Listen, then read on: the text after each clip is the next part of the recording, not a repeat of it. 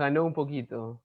Dale. Buenas noches a todos, mi nombre es Diego Bardales, soy encargado de comunicaciones del grupo editorial Estación La Cultura, y el día de hoy estamos muy felices porque nos hemos reunido para presentar la novela de Juan Carlos Cortázar, Como si nos tuvieran miedo, un libro muy esperado que ya desde la publicación de su portada ha venido generando algunos comentarios. Esperemos que sea también eh, propicia esta época para leerlo, la época de confinamiento en la que estamos obligatoriamente imbuidos. Y bueno, agradecerles esta conexión, agradecerle a Juan Carlos por la confianza, es el tercer libro que publica con nosotros. Y agradecerle también a Karina Pacheco, que ha tenido a bien aceptar la invitación para comentar, para conversar un poco sobre este libro con Juan Carlos, y a Katy Serrano, quien va a estar haciendo, ella es actriz, es escritora, quien va a estar haciendo una lectura dramatizada del libro, de algunos fragmentos, claro, durante la presentación. Así que bueno, solamente decirles que el libro ya se encuentra disponible en nuestra web. Pueden adquirirlo en www.animaldeinvierno.com. Invitarlos a que sigan la presentación con el mejor ánimo posible. Nosotros estamos muy felices, como no me cansaré de reiterar. Adelante, Karina. Muchas gracias. Buenas noches con todas, todes y todos. Es realmente un placer estar esta noche presentando este gran libro de Juan Carlos Cortázar, a quien me complace conocer de cerca, y celebro su novela no porque Juan Carlos sea mi amigo, sino porque es una novela notable, importante, muy bien escrita y aparte necesaria. Ya voy a hablar sobre la novela. Y sobre todo me alegra que Animal de Invierno, que es una editorial tan amiga de Seques, la editorial en la que estoy yo, saque a Juan Carlos porque es una voz potente, nueva, que en pocos años ha consolidado una obra que está abriendo unas puertas y ventanas a un mundo del que hay todavía pocas novelas, ¿no? Que es el mundo homosexual, el mundo transexual, con toda su complejidad y que, digamos, ha estado como en los márgenes de la propia literatura peruana. Juan Carlos, con una obra notable en cuento y novela, está abriéndonos esas puertas. La literatura tiene esa magia que hace mucho más. Juan Carlos y yo venimos de las ciencias sociales y hemos trabajado durante muchos años en las ciencias sociales y de esto hemos hablado varias veces. La maravilla de la literatura es que a través de historias de ficción llega a abrirnos la mente, las preguntas y las sensibilidades y sentidos a historias que escritas en el lenguaje de la academia o en el lenguaje de las ciencias sociales no alcanzan a un público multiplicado, ¿no? Y por eso es que celebro que Animal de Invierno y Juan Carlos se hayan compatibilizado tan bien y estén sacando estos libros tan buenos, ¿no? Eso para empezar. Luego iría un poquito antes de, esto va a ser más una conversación, yo no voy a hacer una reseña típica y monolítica del libro, esto es como una conversación, pero me gustaría señalar algunos temas sobre el libro y luego pasaré a algunas preguntas a Juan Carlos. Y es que Como si nos tuvieran miedo es una novela que aborda uno de los ámbitos menos tratados, menos discutidos y más relegados de lo que ha sido la historia de la violencia política en el Perú. Y es la violencia espantosa y focalizada en la población homosexual y transexual en los duros años de la violencia política, ¿no? Entonces, a través de una historia de ficción nos va retratando un panorama que ha sido muy poco visibilizado incluso en el informe de la Comisión de la Verdad y la Reconciliación.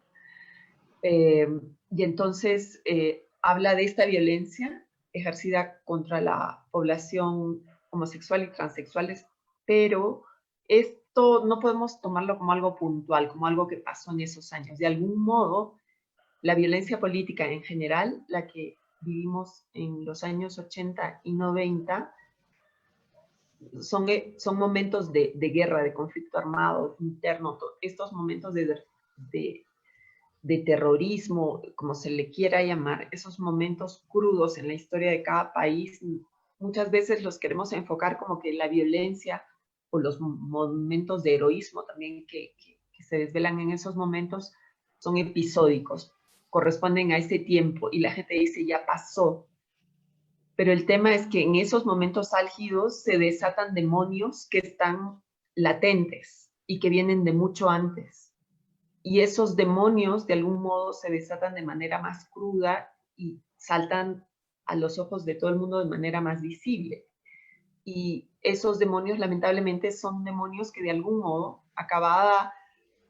acabados esos años, de algún modo persisten, ¿no? O sea, la homofobia, la transfobia y la violencia invisibilizada contra la población transexual, que es el tema central de este libro, son episodios que no cesan hasta hoy, ¿no? Entonces, enfocarlo solo en ese momento sería pasar por la pastillita de ya pasó, y precisamente, aunque la novela está enfocada en ese tiempo, nos habla de cosas que siguen siendo muy actuales.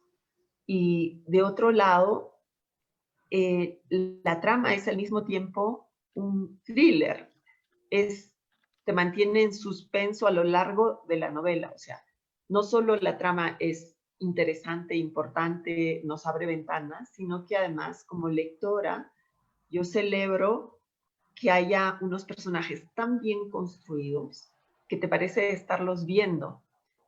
Así como estamos viendo a Katy en el otro lado del escenario, pues la sensación que uno tiene se los está imaginando y los está viendo desenvolverse en estos arrabales, en estas periferias marginales de Lima, y con la historia de la migración desde el caso de la selva peruana hacia Lima en un caso, y en el otro caso de otro personaje muy complejo de la sierra hacia Lima, ¿no? Angie y Miluska, cada uno con una historia detrás, historias de la violencia política que ha azotado los lugares de donde han huido prácticamente. Entonces, son varios escenarios, personajes que están muy bien construidos y que nos revelan panoramas al mismo tiempo bien diferentes, con personajes secundarios que también tienen una vida propia, muy ricos, y personajes secundarios que van a ejercer un protagonismo creciente a lo largo de la novela, ¿no? Entonces, celebro eso porque, o sea, es una novela que tiene muchas de las cualidades que a mí me apasionan en una novela, ¿no? Por un lado, abrirme los ojos a otros mundos, y por otro lado, que me mantengan en esa tensión permanente de querer saber, que me planteen interrogantes a mí como lectora, y al mismo tiempo con personajes y escenarios tan bien construidos que a una la sumergen en esa historia, ¿no? Entonces, quería empezar diciendo esto sobre la novela y decirles a quienes nos están viendo al otro de la pantalla que no se la pierdan, porque tiene todos los ingredientes para hacernos delirar con una novela que tiene un gran aliento narrativo. Dicho esto, empezaría haciéndole algunas preguntas a Juan Carlos, y la primera es, ¿qué te motivó la escritura de esta novela? Bueno, en primer lugar, gracias a ti, gracias a Katy, que en un momento nos va a deleitar con una lectura de parte de la novela, a Diego, a Lucho, Animal de Invierno en general, por estar aquí, gracias a las personas que están en el Facebook mirando. Mira, esta novela surgió como muchas cosas, son como varios arroyos, ¿no?, que confluyen. yo quería hacer la experiencia que había hecho en algún par de cuentos de escribir desde una mirada que no correspondiera a mi mirada como persona, es decir, de un hombre cisgénero gay. Y siempre me había tentado la mirada trans, ¿no? Entonces una primera intuición era eso, quería escribir algo donde los personajes no tuvieran una mirada trans, fueran trans. Luego sucedió que justo en esa época leí unas notas periodísticas de Gio Infante sobre lo que había ocurrido, a raíz de que acababa de ocurrir la matanza en una disco de Miami, no sé si te acuerdas, esta disco Orlando. Entonces me interesé por el tema de la violencia política y la militancia siempre ha sido un tema que me ha interesado, un poco por experiencia vital, ¿no? Y la violencia agarró mi vida desde los 16 años hasta los 30 y tantos. Así que por ahí se fue confluyendo, fue armándose. Angie era un personaje que yo ya había explorado en algún otro cuento, y me pareció además, al leer allí y todo, importante hacer memoria sobre esto porque ciertamente, como tú dices, ¿no? Ni siquiera en la Comisión de la Verdad la violencia contra las personas LGTBQ es un tema que fue relevado. Entonces comencé a investigar, comencé a mirar páginas web, me encontré con el corto El pecado social de Juan Carlos Goycoechea, muy bueno, que justo aborda el caso de Tarapoto y la matanza que hubo en Tarapoto en una discoteca, en este caso por el MRTA, y así se fue componiendo, ¿no? Creo que el principal desafío para mí, y mi principal ganancia personal, ha sido tratar de enganchar con la mirada trans. La mirada trans es de una riqueza fuerte, de una riqueza y una complejidad desafiante. Yo tenía, como cualquier persona cisgénero, una serie de ideas y de prejuicios, tal vez, y conversar, porque lo que hice fue conversar con gente de muy distinto tipo, ¿no? Personas que trabajan o tienen peluquerías, personas trans que se dedican al arte, personas trans que se dedican a la política, tanto allá en Lima como acá en Santiago, y eso me abrió mucho la cabeza. Creo, y en los agradecimientos del libro lo menciono y pido disculpas, que probablemente no he logrado reproducir del todo la riqueza, la vitalidad, la complejidad de la mirada trans, pero bueno, he hecho un intento y eso es un poco lo que explica por qué salió la novela, ¿no? Sí, y bueno, quería que nos contaras un poco del porqué de la dedicatoria también, porque de algún modo la dedicatoria de tu libro dice mucho. Sí, perdona, se me estaba pasando. Sí, las dedicatorias dicen mucho, yo creo. Son 3 dedicatorias. En memoria de François, Ramiro Sánchez, César Marcelino Carvajal, Max Pérez Velázquez, Luis Mogollón, Alberto Chong, Rojas, Rafael González, Carlos Piedra, Raúl Chumbe Rodríguez y Johnny Achuy. Asesinades por el MRTA en Tarapoto el año 1989. Y en la memoria de todos los trans, homosexuales y lesbianas que fueron víctimas de la violencia política y estatal en el Perú de los años 80 y 90. También en memoria de Alejandro Moncada, guía y amigo por el inmenso mundo que me mostró. Y también en memoria de Gio Infante, amigo, activista, marica querida, por todo lo que le debemos. Para mí son importantes las personas mencionadas. Gracias por la oportunidad. Sí, pasando a la otra pregunta, mencionaste que Gio te introdujo en algunos casos, pero quisiera, o sea, la novela es ficción y uno realmente parece que lo estuviera viviendo, o sea, que es lo que nos producen las buenas novelas, ¿no? Toda la sensación que hay tanto aliento y tanta vitalidad que te parece que las estuvieras viendo delante de tus ojos, pero dentro, sé que es ficción, pero que hay algunos episodios reales que estén tratados directamente en la novela de manera lateral. Hay mucha mezcla, creo que como hacemos todos los que escribimos, mezclamos, ¿no? Situaciones, experiencias, vivencias, olores, sabores, nuestras propias sensaciones o las de otros, y las trabajamos con la herramienta de la ficción, ¿no? La ficción no tiene tanto que ver con que es algo, comillas, real o no, tiene que ver con cómo trabajamos el relato, ¿no?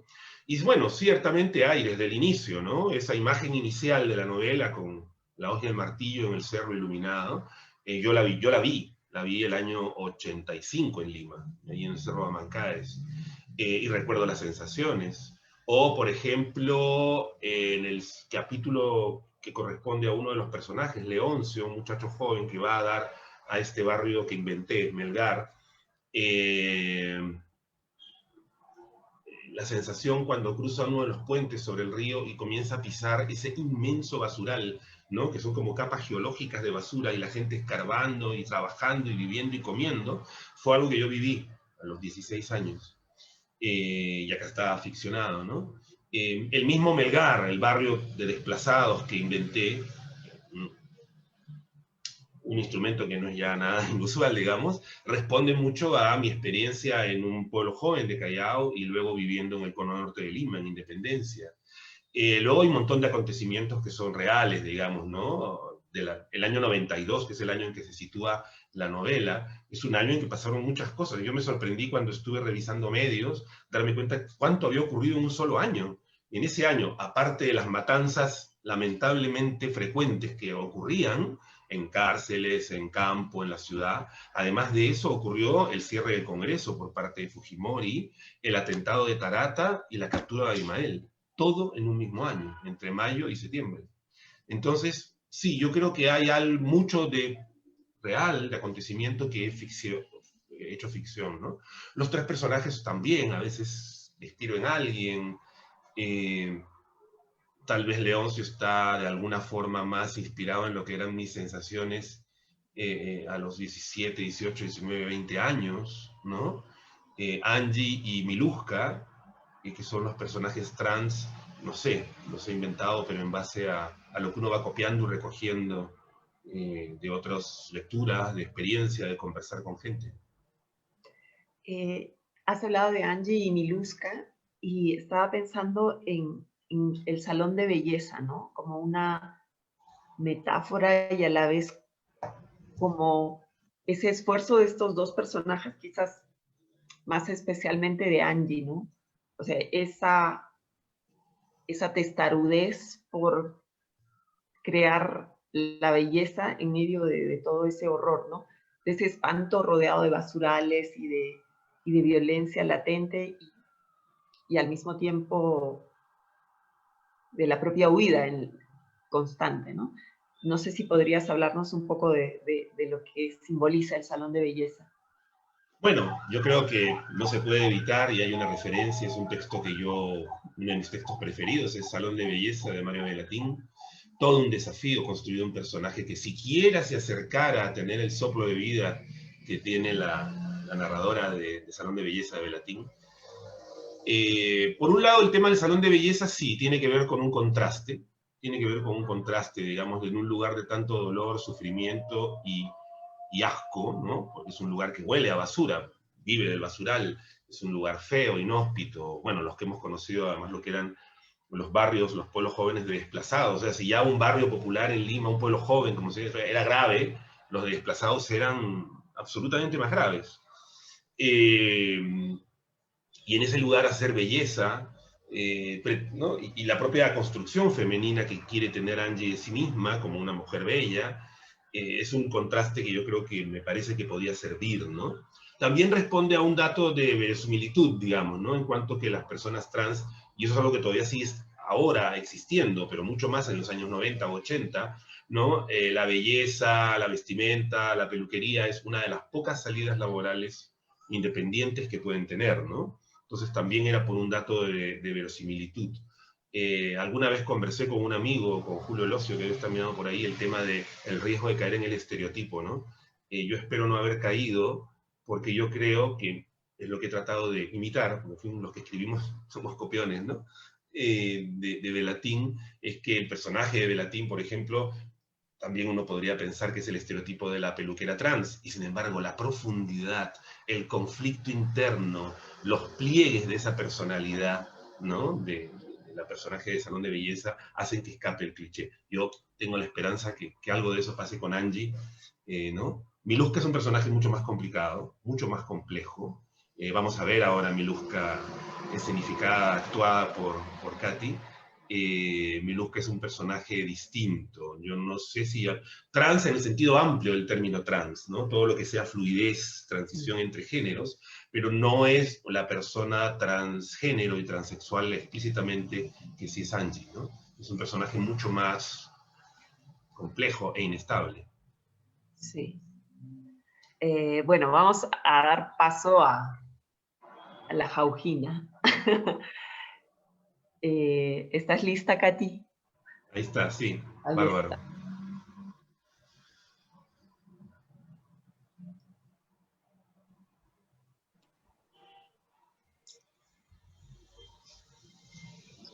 ¿Me escuchan?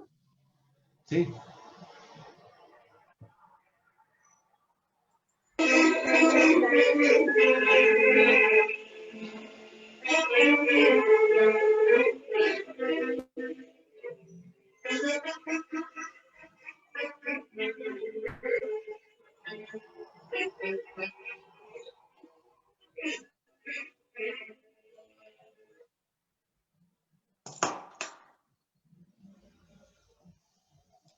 Chonguinadas, mulizas y guainas, cuadrillas y músicos de su tierra, de todos los pueblos del Mantaro, ahí tan cerca y lejos a la vez, en la pantalla del televisor.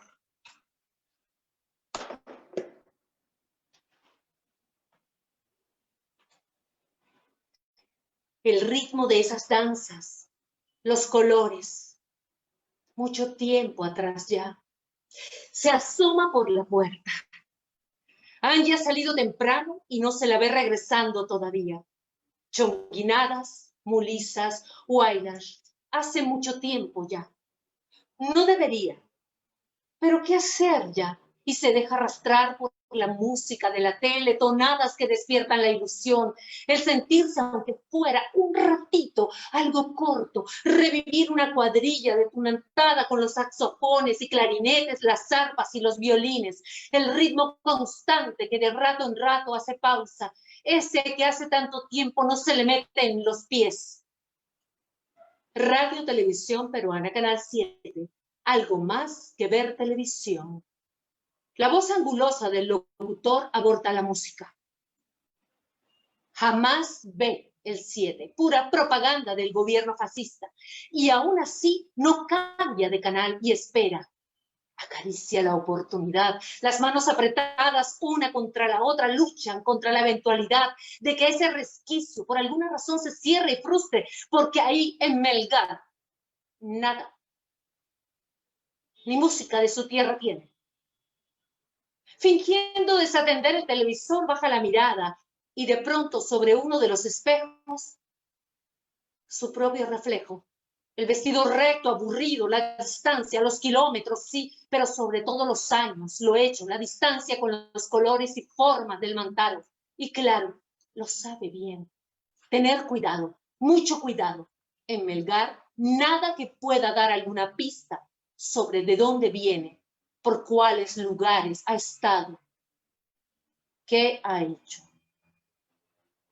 Toma la escoba y justo cuando va a comenzar a barrer, el locutor, volvemos con Descubriendo al Perú y sus ojos que suplican por un poquito de tunantada, una aunque sea, y no. Los que pasan ahora son los abelinos y a él nunca le gustó salir de abelino. La tunantada, en cambio, sus colores y el ritmo que se le metía dentro. 20 o 30 bailarines con personalidad propia cada uno.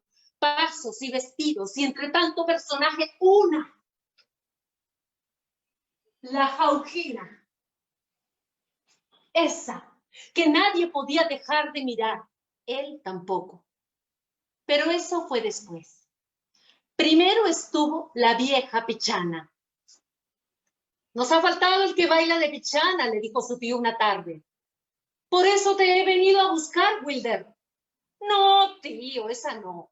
La María Pichana, vieja y mal vestida, pobre, la cabeza greñuda, bailando, de modo torpe con un viejo al lado.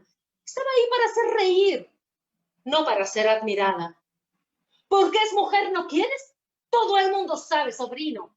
Desde antiguo los hombres bailan de mujeres en la turantada, desde cuando los españoles es así. Eso sería antes. Mentiras. Mira que tu tía y yo tenemos cuadrillas de tiempo, la misma que dirigía tu abuelo, y siempre ha sido así. Con la Pichana al menos sí. No es eso, tío, es payasa loca. Yo no soy divertido. Soy muy chico además. A los 15. Pero ya eres hombre. Y si esta mujer irás a tener pronto, o ya tienes. Ninguna de las veces que hizo de Pichana le afectaron las risas y las burlas. Era la Pichana de Noel la que recibía las pullas. Y su principal defensa, que sus ojos y oídos recayeran siempre sobre él, la Jaugina. Falda dorada de ruedo corto, muslos en pantis apretados, piernas bailando sobre zapatitos calados de taco alto, la máscara de expresión fija. Hacia arriba la barbilla en actitud soberbia, desafiante, mantilla y sombrero dorados también, 3 o 4 pasos en círculo y detenerse apenas un momento para mantener el ritmo con la cadera. La mano izquierda que alza levemente el ruedo de la falda, mostrando el bordado del fustán, la otra mano hacia adelante, 2 dedos agarrando apenas la carterita dorada. La Jaugina dejándose llevar por ese compás lento y cadente hasta que la música cesa, unos segundos apenas, y todos los tunantes inmóviles en pose una fotografía de la que les rescata el reinicio de la tonada incesante y sin variaciones. En el televisor pasan ahora una chonguinada, pero a ella le da igual. Y ensaya los pasos de la Jaugina frente al espejo, detenida en la posición de cuando los clarinetes, violines y saxofones callan. La pollera, la mantilla, el sombrerito dorado. Ay, si los tuviera todavía. Frente al espejo los pasos afloran lentamente, una vuelta, varias vueltas, la cadera que rescata el vaivén fino y seductor de la Jaugina. Tal vez Angie de repente tiene razón, aunque él se siga resistiendo y a ratos le parezca ridículo, pero a lo mejor él, Miluska, que Angie le ha puesto, a lo mejor sí. Ríe tapándose la boca con los dedos y repite los pasos, olvidados no, jamás. Su cuerpo en movimiento los saca de adentro, los revive arropados en el vestido dorado que se hizo coser. Precioso, de un dorado pálido era, nada exagerado. ¿Qué habrá sido de él? La Jaugina, de ella quiero hacer esta vez, le dijo a su tío cuando comenzaron a preparar el que sería su 3er año en la cuadrilla. La Jaugina, pero es mujer. ¿Y eso qué? ¿No era que en la tunantada hacíamos los hombres de mujeres? Ay, con la Pichana sí, pero la Jaugina, la Huanquita, esas mujeres de verdad tienen que ser, contestó el tío. Acoya, un pueblo más chico que el suyo y más allá de Jauja. Ahí tuvo que irse, donde una cuadrilla en la que dejaban bailar de Jauquina sin problemas, sin preguntas, igual que a la Roberta o a la Marlene que hacían de Jauquina o Huanquita de año en año, y ni los danzantes, ni la gente, nadie les decía nada, pero a él le enredaban esos dos, ¿cómo llamarlos? ¿Qué decirles? ¿Cómo mirarlos? Hablándoles con la justa, trataba de marcar distancia, y así siguió haciendo hasta que compartieron escena en un concurso de tunantadas. En Guaripampa fue. Estrenó el vestido dorado y los aretes, esos que había tomado del taller de sus padres. En Guaripampa, y sintiéndose ya Jaugina completa, ahí las distancias y complicaciones con las otras dos se le refundieron por algún lado. La música, las miradas de la gente y los gritos animándolas a coordinar pasos con ellas, reírse ante alguna exageración de Roberta o competir quebrando más la cintura que la Marlene, bien arriba la esponja de los pechos, exagerando la gracia de la mano con la carterita dramática, las voces, cuando la música cesaba, los pasitos en círculo y cada estudiado movimiento de cadera. La carita altiva que tras la máscara de badana parecía no fijarse en nadie. En medio de la comparsa, la jaujina provocaba miradas, sudores y exclamaciones.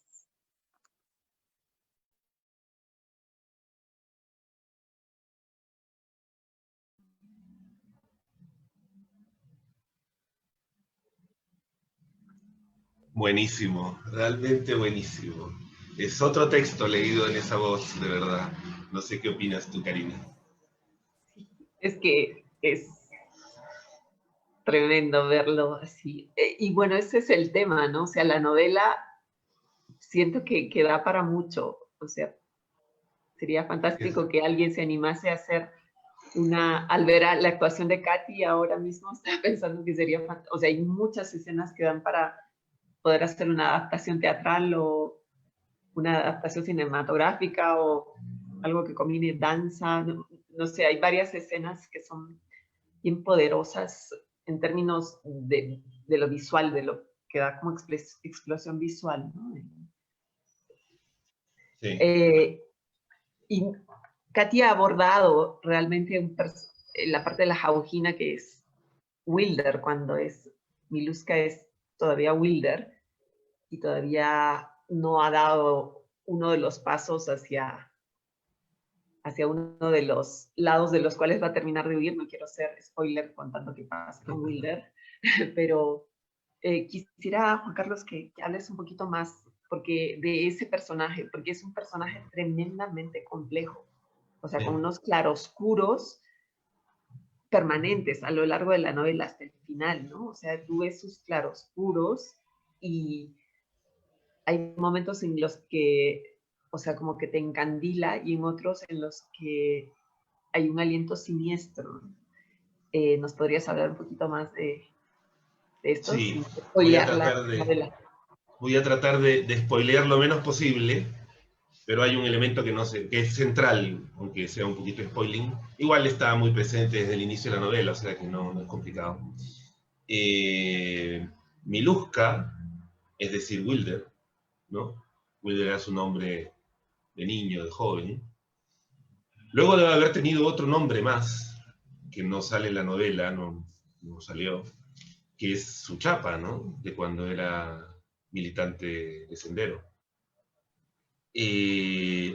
A mí me atrae mucho como un tema, le doy vueltas, creo que esta vez es cuanto más me he acercado al tema de las militancias, ¿no?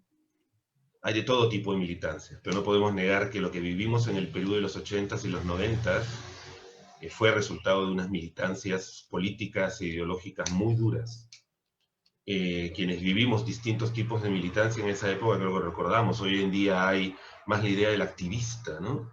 Que yo creo que es una forma de militancia, pero distinta a la ideologizada. Y cuando esa militancia te lleva a matar o a ponerte en riesgo de morir,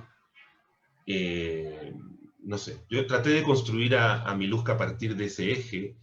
Leoncio, el otro chico, también tiene una vinculación con el tema de la militancia, en fin, ahí voy a spoilear menos.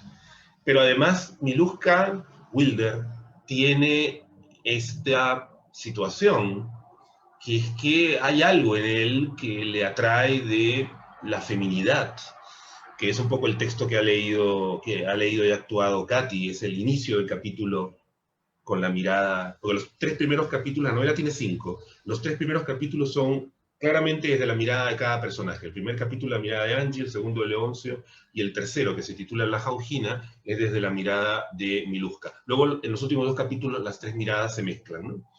Y en este inicio está esta cosa de ser la Jaujina, ¿no?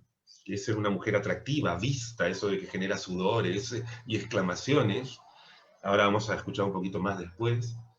Es un personaje complejo, ¿no? Porque cómo ser militante en esas épocas, en el conjunto de la izquierda peruana, no solamente en el extremo tipo Sendero o el MRTA, era muy difícil, ¿no? Y ser trans, o tener una sensación trans, si ya ser homosexual o lesbiana era muy difícil.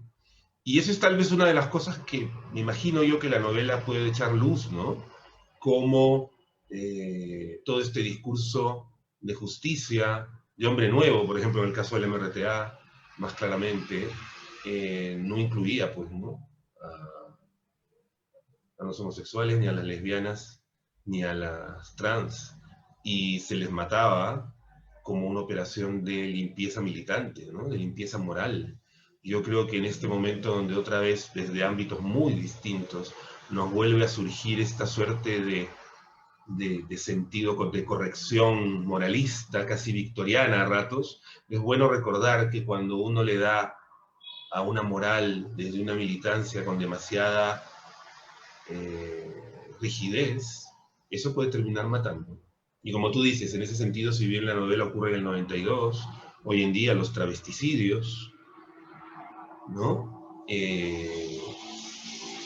Fíjate, cuando a una travesti o a una persona trans la matan, no la matan de un tiro, no la matan de un corte en la garganta o de una puñalada, la matan de 40, la deshace, como si les tuvieran miedo. De ahí viene el título me lo robé de Donoso, uno de mis héroes literarios, del Lugar sin Límites, ¿no? Donde hay una personaje, la Manuela, ¿no? Que se viste mujer y baila española y luego le sacan la chucha a los comensales después de que se divierten con ella con el baile, y ella en un momento hablando con otra de las prostitutas del burdel, le dice, no entiendo por qué me tratan así, sabiendo que soy loca, es como si me tuvieran miedo. Y es que yo creo que en la base de este odio transfóbico, o homofóbico, o lesbofóbico, hay eso, un tremendo miedo, ya no solo a la diversidad, sino a la fluidez, a la confusión, al hibridismo de género. Y yo creo que Miluska, Angie también, pero digamos, Miluska creo que esa contradicción y esa tensión la expresa, ¿no? Claro, de hecho, bueno, hay un personaje que desaparece en la novela, ¿no? Que es Lucy. Y creo que haces bien en no contar qué pasa con Lucy, pero uno puede imaginar, ¿no? ¿Qué le pasa? O sea, precisamente claro. Eso, ¿no? Y la impunidad, porque no aparece, y el carro que se la lleva con los 3 tipos sigue dando vueltas por ahí. Esa metáfora, o sea, produce escalofríos, ¿no? Es como, me hacía pensar, el carro con los 3 atacantes sigue dando vueltas por ahí, ¿no? Los tres clientes. Los 3 clientes, exacto, ¿no? O sea, es eso, ¿no? Y ese es el otro tema que también aparece en la novela, ¿no? O sea, de manera muy sutil, los personajes están hablando de ese miedo que late en la sociedad, y ese miedo que se expresa de otras formas violentas, más allá de la violencia explícita, que viene del relato de la vida de Angie y Miluska, ¿no? En el caso de Paulette, esta gran amiga, que es otro personaje, no vamos a seguir siendo spoilers, pero digamos hay otra historia, ¿no? De violencia con Paulette, y luego la de Miluska como en su lado militante que has mencionado. Entonces, claro, la novela te abre muchas ventanas. Es muy rica y compleja por eso, ¿no? Porque te abre el deseo de querer saber más, y eso para mí es lo que producen las buenas novelas, ¿no? Que te dejan con más preguntas que respuestas, con apetencias por querer conocer más de cosas que te han despertado la mirada, ¿no? La ventana. Sí. Ojalá sirviera. Creo que, en fin, yo no creo que la literatura debe tener una utilidad práctica, pero efectivamente puede tener impacto o efecto, producir algo, ¿no? Eso que mencionas de abrir ventanas a nuestra memoria, de abrir ventanas al pasado. Por eso esa cita al final del texto hay unos versos de León Gieco sobre la memoria, ¿no? Y lo que pasa en los países que la amarramos.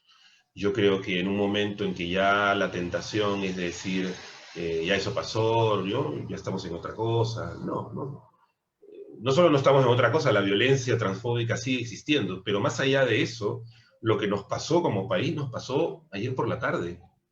Yo sé que parte de lo que puede haber como reacción puede ser otra novela sobre violencia política. Pucha, ojalá vengan muchas más.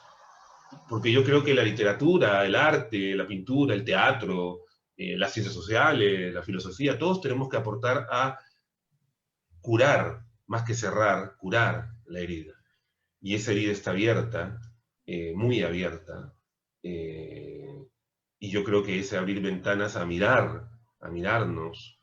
Alguien me comentaba, ¿no? que sería, puede ser interesante para toda esta generación más nueva, que probablemente tienen más presente lo que pasó después, ¿no? El fujimorismo, la cosa del tipo de economía y Estado que se impuso, pero tal vez la época de la violencia tendemos a borronearla, ¿no? A no verla.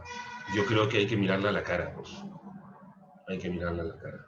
Sí, y bueno, creo que también habría que hablar de las memorias, ¿no? Y ese es el tema, porque el relato no es monolítico, o sea, y al plantear diversas historias y diversas memorias de las que se ha hablado tan poco, como la que aborda tu novela, precisamente estamos abriendo el abanico de esas memorias, ¿no? Porque en general se suele pensar aquí unos, aquí otros, y tantos muertos. Entonces, pero al abrir el abanico de los relatos en clave memoria, en términos narrativos, en términos de literatura o en términos de ciencias sociales, nos ayuda a comprender un poquito dónde estamos, ¿no?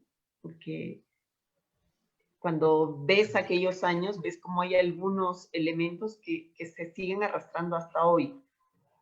Y entonces el tema de las memorias sigue siendo tan vigente. Sí, yo creo que sí. Yo creo que un país sin memoria, como una persona sin memoria, pierde identidad. Y parte de lo que sufrimos es eso, ¿no? Sí, estaba leyendo un libro, terminando de leer un libro que se llama, bueno, es un tema sobre el oráculo de la noche, sobre la historia del cerebro a través de... Bueno, Wow. y es curioso, es la historia del desarrollo cerebral a través de los sueños, la historia de los sueños, en fin. Pero una cosa muy interesante hablando de memoria y futuro, es curioso, yo no sabía eso, pero que muchas personas que se han vuelto amnésicas, difícilmente, mientras están pasando por el episodio de amnesia del pasado, a veces les cuesta mucho imaginar el futuro. Es como que están más en el presente y el trabajo de imaginar el futuro es muy difícil en muchos de estos casos. Me dejó muy impresionada. Pienso, si eso pasa en un nivel muy puntual, imagínate como colectivo, ¿no? Y eso hace que repitamos tanto. Y bueno, hay un elemento de memoria también, me imagino, en la novela, porque constantemente hay flashbacks a lo que fue la vida de Angie, lo que fue la vida de Miluska. Es algo que ocurrió, por ejemplo, hablando de identidad, no de manera pensada, como ocurre en las novelas, ¿no? Uno comienza a escribir y la historia medio que lo lleva uno de la nariz. Pero, por ejemplo, los personajes todos tienen dos nombres. O sea, su nombre antiguo y su nombre actual, por razones de identidad de género o por razones políticas. Cuando me di cuenta, conversándolo con Hernán Roncino, que fue quien me estuvo acompañando en la escritura la primera versión, gran amigo y escritor Hernán, un día caímos en la cuenta de eso, ¿no? Cómo los personajes tenían a Miluska Wilder, Angie Moisés, Leoncio también tiene un nombre que aparece por ahí muy puntualmente. Creo que tiene que ver con un tema de identidad que surgió, que los propios personajes lo pidieron, ¿no? Ya una última pregunta antes de pasar a la próxima aparición de Katy. Esto ya va más como lectora y escritora, pero tú has tenido una vida muy intensa y a veces escucho entre muchos jóvenes aspirantes a escritores, digamos, casi como endiosar la literatura como una cosa abstracta. Y la sensación que tengo cada vez mayor es que tener mucha calle, mucha vida recorrida, es otra escuela maravillosa para la vida misma, pero también para la literatura. Y en algunas escenas y en algunos personajes que delineas también, decía, esto no solo lo puede haber imaginado, no solo viene de libros leídos, hay la sensación de que viene de una vida muy vivida, ¿no? Como la de estos sacerdotes que aparecen por ahí, muy complejos también, ¿no? Con muchas aristas. Y bueno, tú ya nos has dicho al principio algunas cosas que viviste desde tu militancia de 16, 17 años, pero quisiera ¿qué opinas sobre esto, ¿no? La literatura y la vida. A ver, yo me he acercado a la literatura, digamos, no al ejercicio de leer, que lo hice siempre, sino al ejercicio de escribir ya grande, ¿no? Hará 10 años. En ese sentido, yo voy un poco al revés, soy un escritor joven, aunque soy una persona vieja. Entonces, cuando veo gente que tiene trayectorias pues, de escritura de toda su vida, o de 30 años, o de 40, yo me acerqué a esto más bien hacia los 43. Lo cual quiere decir que, claro, uno vivió muchas cosas antes, simplemente porque tengo 56 años. Entonces, creo que hay algo que viene simplemente por el recorrer de la vida. Fueron años además muy intensos. La vida me llevó a vivir también fuera y comparar Perú con otros países. Pero más allá de eso, yo algo que aprendí cuando comencé a aprender a escribir, bueno, sigo aprendiendo, pero mis tutores, sobre todo cuando estudié en Argentina, es que el ejercicio de la literatura es un ejercicio de mirada y de escucha, ¿no? De mirada y de escucha. Hay que mirar, hay que sentir. Yo creo que de alguna forma quien escribe usa su cuerpo, sus sensaciones, sus temores, sus agrados, sus pasiones, sus pensamientos como un pararrayos. Escribir es usarse como un pararrayos, es decir, como algo que nos permite conectar con la energía de otros y canalizarla tal vez a través de palabras, ¿no? De esta maravillosa cosa que es una palabra. Entonces yo creo que no hay forma, ¿no? Me parece a mí, humildemente, de escribir si uno no se conecta con esa energía que está afuera. Entonces yo creo que para escribir sí, pues hay que salir a la calle, hay que escuchar, si uno puede viajar, pero no tiene que ver con el tema de viajar a lugares distintos, tiene que ver con estar atento a lo que pasa alrededor y atento a lo que uno siente, porque es usarse uno como medio. Entonces yo creo que sí, ¿no? O sea, tal vez por eso el ejercicio de escribir es un ejercicio de honestidad hacia uno mismo. O sea, ¿qué sentí? ¿Cómo imagino lo que siente otro a partir de lo que yo puedo haber sentido en una situación parecida o que escuché? Un desafío para mí, por ejemplo, que por eso decidí escribirlo todo en tercera al hombro, digamos, no en primera, salvo muy pequeñitas partes, es el tema de los lenguajes, ¿no? Sobre todo el lenguaje de Angie, que viene de la selva. Entonces, por ahí, por ejemplo, escuchar. El mismo tema de conectar con una mirada trans, como mira una persona trans el mundo, la realidad, su sexualidad, su deseo, su goce, sus miedos, me exigió hablar, escuchar, sentir. Tal vez en algo mi formación de sociólogo puede haber ayudado, ¿no? Como a ti como antropóloga también, a uno le acostumbran a mirar, a escribir, ¿no? Pero claro, la salida es otra, ¿no? La forma de mirar es otra, ¿no? Porque, digamos, el sociólogo o el antropólogo mira tratando de entender, y yo creo que quien hace arte o intenta hacerlo, como en mi caso, tú y todos nosotros, miramos tal vez no tanto para entender, sino para sentir. Y por eso es que después nos descubrimos en el texto cosas que tú no sabías que habías puesto. A mí me ha pasado con cuentos, o con... gente me dice cosas y yo digo, oye, sí, tienes razón. No tenía idea. Y la gente no te cree. Pero es verdad, no tenía idea que estaba ahí, porque lo sintió. Y fue capaz de que esa sensación pase a la escritura, pero no necesariamente lo entendió. Entonces yo creo que eso es lo rico. Yo creo que eso le da una mirada, una potencia a la escritura que es distinta a la de la ciencia social. En fin, no sé, me fui por las ramas, pero va por ahí la cosa, creo. Bueno, muchas gracias. Ahora vamos a pasar con Katy y su...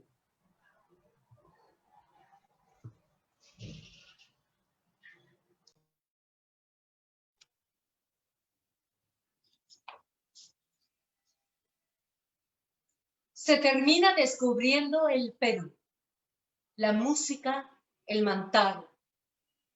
Miluska ordena tijeras, ruleros y peines hasta que se cruza de nuevo con su reflejo.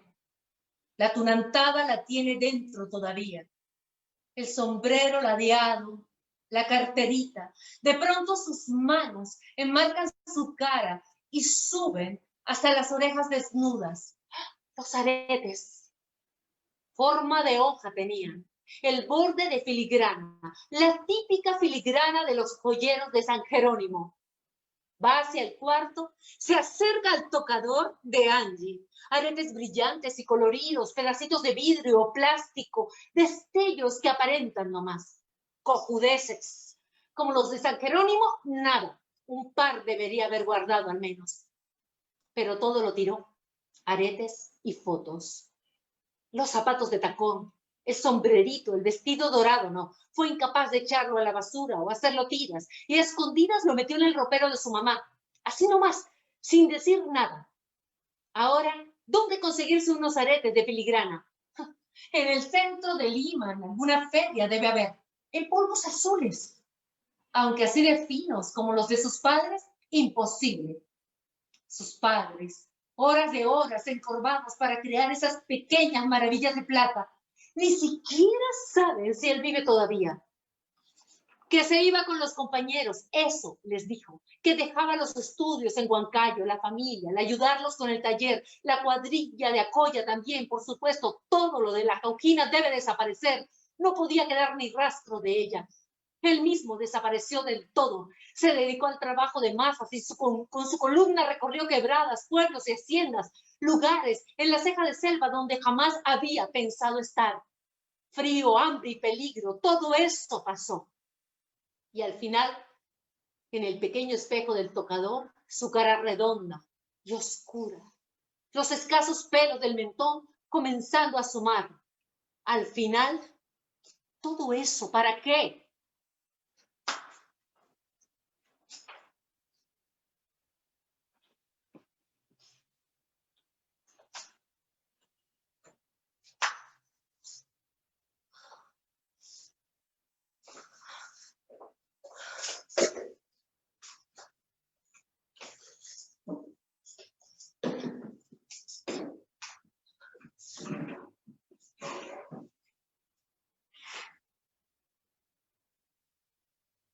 El pulso de la tunantada termina de abandonar su cuerpo. Con un dedo revuelve los aretes de Angie, los cosméticos. Qué lindos tus aretes de San Jerónimo, ¿no? Esas fueron sus palabras cuando se le acercó en Guarimpampa, la cámara buscando un primer plano. El muchacho, un limeñito de cabello negro atado en cola, la barba rala, un pequeño burgués culposo, pensaría ella con vergüenza años después. El chico conocía bien el Mantaro, sus comunidades. He estado en San Jerónimo un par de veces. Bonito tu pueblo. No serás rubio, pero medio gringo pareces, le dijo ella muy de cerca para la foto. No era el primero en acercársele en medio del baile. Tampoco era novedad que tipos se le pegaran, queriéndole hacer compañía, hasta donde se cambiaba de ropa, calentarse mientras polleras y panties se despegaban de su cuerpo, mientras la faja y el soltén y la esponja descubrían un pecho liso y los muslos seguían duros, pero ya sin ese torneado femenino, mientras Wilder surgía desde adentro, mientras de adentro mismo de la Jauquina. Pero este no era de por ahí, era joven y sin aliento a borracho. ¿Te provocan unas chelas?, propuso el muchacho mientras ella sacaba la ropa de la mochila. Pero aquí no, bien chico este pueblo. Vamos a Jauja entonces, me estoy quedando allá. Tomaron hasta muy tarde. En mi habitación hay sitio, dijo el limeño. Llegando a su cuarto, armó un pito. Wilder, jamás he probado. Y el otro, quedarás relajadito. Wilder rió. Si alguien estaba relajado era el muchacho, nada del morbo y los sudores de los serios que exigían ver a la Jauquina convertirse en hombre.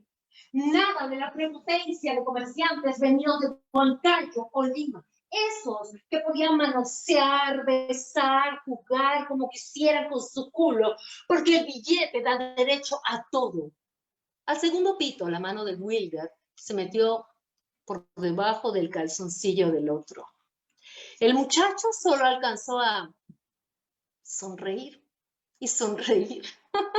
Y siguió así, volando, hasta que comenzó a roncar. Sobre el tocador, las cosas de Angie terminan hechas un revoltijo. Miluska sentada, sus ojos fijos en algún punto muy lejos. El índice escarbando mecánicamente entre pulseras y cosméticos. Al estudiante limeño no volvió a verlo más. El muchacho cumplió lo prometido. Las fotos llegaron a la casa de San Jerónimo. 7 fotos fueron y quedaron guardadas al fondo del cajón de la ropa interior. 6 que, cuando fue a despedirse de su familia, quemó en el patio de atrás junto con cuadernos y papeles y muchas otras cosas. Que desaparezca Wilber, que solo quede el compañero, y borrar a la Jauquina con más urgencia, deshacer su rastro con más severidad, la ropa, los brillos y filigranas, la pinga del limeño palpitando, el sabor en los labios y la lengua. Pero no fue sino hasta hace varios años después que destruyó la única foto que había conservado, la primera de todas. Ese plano frontal, la sonrisa tras la máscara de badana y los ojos clavados en ese cuerpo joven, esforzándose por capturar la imagen perfecta. Años permaneció en el bolsillo, subiendo y bajando en marchas e incursiones por las alturas de Ayacucho y Huancavelica, doblada y desdoblada 1000 veces, los colores consumidos por el manoseo de tantas noches escondidas de mandos y compañeros. Hasta la vez en que fue a Lima y vio el mural de San Marcos. De noche, bajo la palidez fría de los fluorescentes, cruzaba con otros compañeros el edificio de educación y de improviso el asombro y casi una exclamación ante el enorme mural. Esa misma noche, sin luces ya, lo examinó, encendedor en mano. Una senda amplia entre reverberaciones rojas y amarillas. Las masas avanzan en el amanecer hacia la luz brillante de la revolución. Banderas rojas en las manos, su paso es arrollador y a la vez sereno, con la seguridad de que la historia no se puede frenar ni cambiar. Y más abajo, en tonos grises, un desvío inmenso, un barranco oscuro al lado del camino. Ahí los perdidos, los desviados, los enemigos del pueblo, ricachones con sombrero de tío San, depravados del FMI y del regata, dinero, licor y sobre todo para él, al menos, la pareja abrazada. La piel del hombre de un color como el suyo, madera, los brazos alrededor del cuerpo de una mujer pálida, panties rojas hasta los muslos, facciones duras, la boca abierta, maquillaje en exceso, igual que la Roberta y la Marlene, cuando bailaban tunantada, como la Jauquina transformándose en el matorral cerca del cementerio. El cuerpo semidesnudo entregándose al hombre, desviados y corruptos, degenerados, desclasados, sentencias lanzadas como piedras, que su formación revolucionaria hacía brotar de sus ojos, de sus labios. Eso, y la sequedad en la garganta, la presión en el pecho con la punta de los dedos, la foto quemando en el fondo de su bolsillo, aquel desvío oscuro, el quedarse fuera y al margen de la lucha, excluido del amanecer, todo por eso, y la foto en el bolsillo quemando. Pero ¿cuál por eso? ¿En qué consistía eso? Con el encendedor a la altura de su cabeza, siguió contemplando en silencio hasta que negó con la cabeza. Miluska deja los aretes en desorden, se aleja del tocador. Esa noche en San Marcos, ahora quisiera haber dudado más, haber seguido dudando ante el mural y no haber sacado la esquina de la foto al encendedor, que no se hubiera convertido en cenizas. ¿Quién sabe si todavía la tuviera? Compraría un marco así, bonito, como el que Angie le ha puesto a la lucha Reyes. Uno, donde la Jauquina permaneciera en primer plano. Para siempre.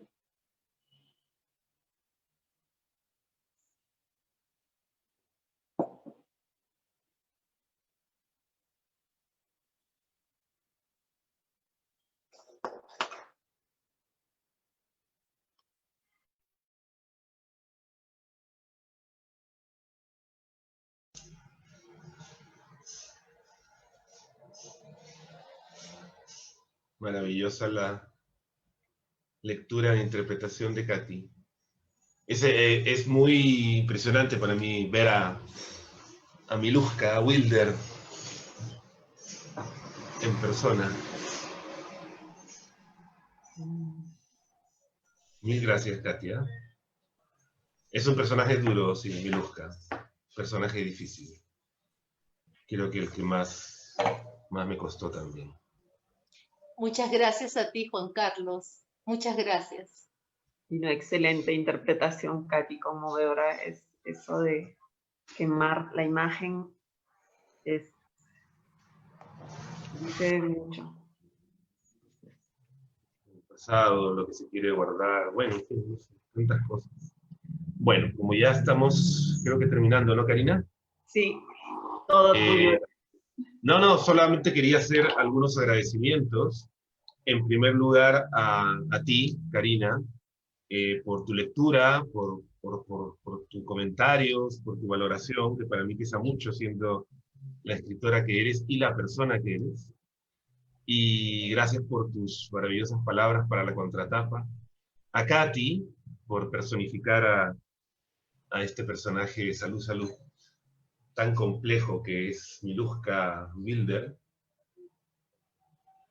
Y quería hacer varios agradecimientos a Diego por armar esta reunión y por coordinarla. Además, Diego siempre es el que está al tanto de todo lo de comunicaciones y prensa, y la verdad que lo hace re bien.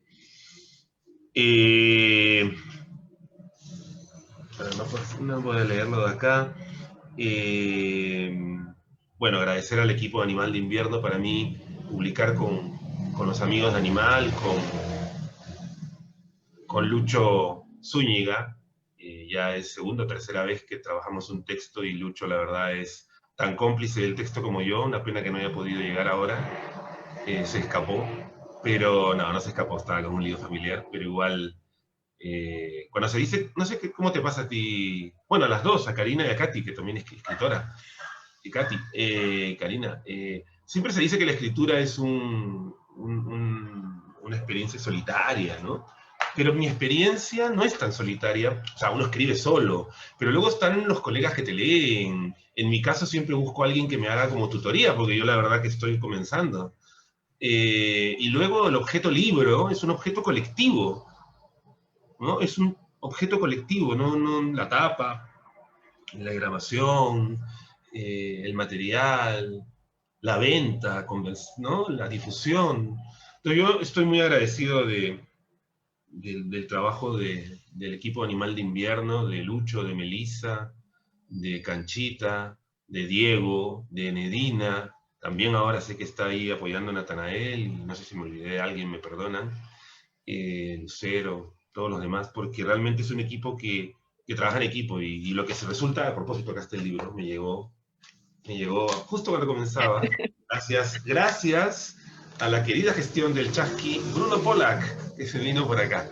Y justo llegó, está gordito. Digo, el libro, no Bruno. Y bueno, varios agradecimientos que quería hacer a ustedes. Varias personas bueno, Hernán Roncino, como ya dije, me acompañó en toda la escritura de la primera versión. Hernán Roncino, escritor argentino, fue mi profesor allá en Argentina, y gran escritor que yo admiro. Luego, en diversos momentos, me han dado sugerencias, ideas, reacciones, Alejandra Costamaña, Patricio Jara, José María Brindisi, Lucho López Aliaga, Marcos Costela, Gabriela Cabezón Cámara. Agradecimiento a ellos también. Un agradecimiento por la tapa, maravillosa tapa, obra de, es decir, el personaje, obra de Javi Vargas Sotomayor, se llama La Mari Anito. Y bueno, obviamente es la idea de dar un mensaje de esta mirada trans. ¿Por qué Melgar? Porque el barrio se llama Melgar, se podría haber llamado otra cosa, pero en fin, se llamó así. Entonces a Javi Vargas Sotomayor y a Carlos Yáñez Gil y a Lucho Zúñiga también, entre los tres cocinaron esta maravillosa tapa. Y otra vez a todo el equipo de Animal de Invierno, Estación La Cultura, y a todos los que están por ahí mirando. Yo creo que, y la verdad que esto no lo digo por publicherria, pero yo creo que todos hemos hablado de cómo ha golpeado este año tremendo al mundo de distintas artes, ¿no? El teatro, Katy, la escritura, Karina, Animal de Invierno, a tantas editoriales, ¿no? Entonces yo creo que ahora, a fin de año, fue una apuesta sacarlo a fin de año, ¿no?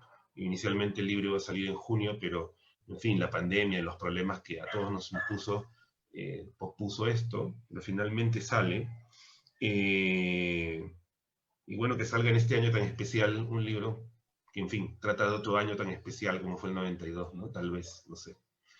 Pero todos hablamos, ¿no? De la importancia de la literatura, la biodiversidad, y eso yo creo que, bueno, apoyemos a las editoriales independientes que arriesgan, porque el equipo de Animal realmente arriesga, pues, como otras editoriales, ¿no? No voy a mencionar para no olvidarme de nadie, pero yo creo que si tenemos editores y equipos de comunicación, de diseño, de venta, que se arriesgan por el libro en nuestro país, no sé, hay que apoyarlos también, digamos, buscando los libros, ¿no? Como ya dijo Diego, está disponible ya en la página web de Animal y prontito entiendo va a estar también el ebook.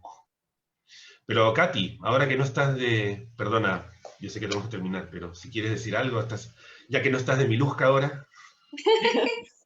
Pues nada, muy agradecida contigo por invitarme a hacer esta lectura y también por querer hacer locuras, ¿no? Salir un poquito de una lectura más convencional. Te quiero dar las gracias porque ha sido un proceso precioso, me gusta mucho. Cada vez que vuelvo a leer, siento muchas más cosas. Nada, gracias a Julio por el traje precioso, ha sido una experiencia bellísima.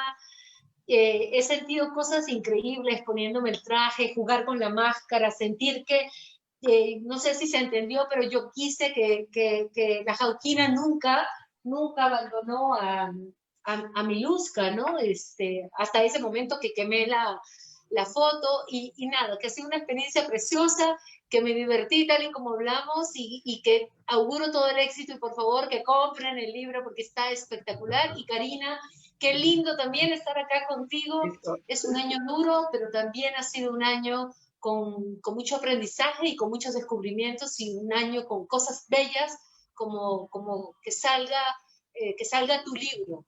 ¿Sí? Así que nada, aplausos de pie y muchas gracias a ti, Animal de Invierno, y a todo el equipo. De verdad, gracias por este viaje. Ojo, Gracias este a año ti. también ha salido tu libro, Katy. Ah, sí.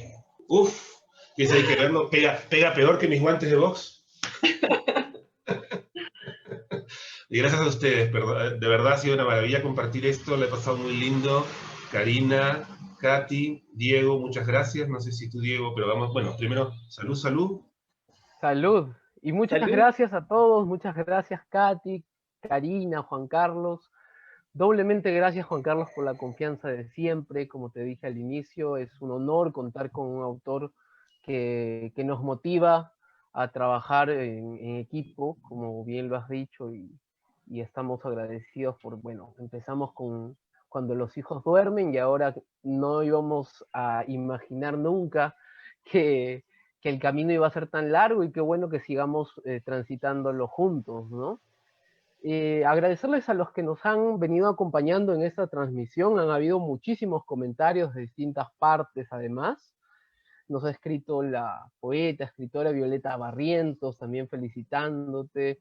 Ricardo Sumalavia, Natanael Peralta, Karen Louis, Sofi Canal, Carlos Sotomayor, Pía Barros, Alanis Escritora, Anita Catania, que además subraya la hermosa interpretación de Katy, Carlos Leighton, Anita Catania nuevamente diciéndote que te admira mucho Juan Carlos, Mitchell Brown, que dice que es un tema poco explorado en la literatura, ciertamente lo es, no sé si es la única novela que aborda la sensibilidad trans en la época del terrorismo, pero al menos es una de las pocas, si es que no es la única.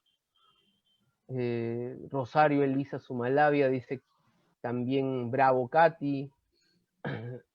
Hola Juan Carlos, Octavio Bernabé, Elisa Chávez.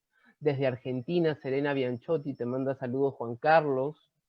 Alberto Mesa también, un abrazo fuerte. Claudio Enrique Arroyo, Emerson Pérez, Cristian Briceño, Angélica Tapia. Gracias, gracias, gracias a todos por acompañarnos. Y bueno, disfruten el libro, ya saben dónde encontrarlo, lo piden a través de nuestra web www.animaldeinvierno.com. Si tienen algún problemilla por ahí, nos escriben al inbox y lo solucionamos de inmediato. Sabemos que no todos estamos tan, ni yo mismo incluso, familiarizados con las compras por internet, aunque ya debería. Pero estamos aquí para apoyarnos y bueno, que pasen increíbles fiestas. Gracias Juan Carlos y salud, como tú has dicho. Nos vemos. Salud. Salud. Gracias a todos.